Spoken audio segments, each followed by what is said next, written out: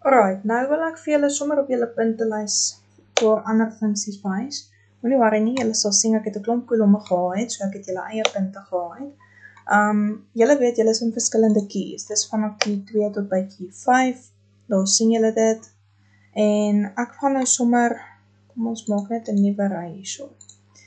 Ek wil nou gaan tel hoeveel van julle is daar in key 2 byvoorbeeld. Dis nou waar ek die COUNTIF funksie gebruik. En die COUNTIF funksie, ek nou net gou hier op julle tik, COUNTIF.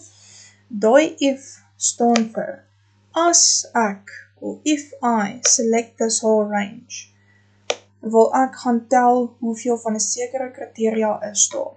So as ek nou vir jou vra, hoeveel leerders uit my puntelys uit is in key 2, gaan ek dan die COUNTIF funksie gebruik. Dit is baie maklik, jy sê is gelyk aan COUNTIF, ok, en uit watter reeks uit wil ek dit kry, wil ek my antwoord kry, uit hierdie reeks uit, so ek selekteer al my keys, ek kan nie net enter druk nie, want ek moet nou nog steeds vir hierdie funksie sê, right, ek het nou my range, maar wat gaan soek ek, wat wil ek hieruit gaan tel, so ek gaan by fx, en wat soek ek?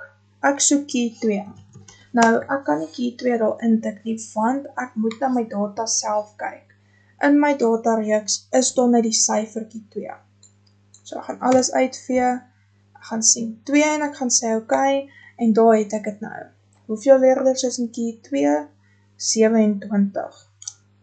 Dit werk dieselfde as jy manlik of vroulik wil gaan tel, of as jy 'n spesifieke graad wil gaan tel uit 'n reeks uit. COUNTIF.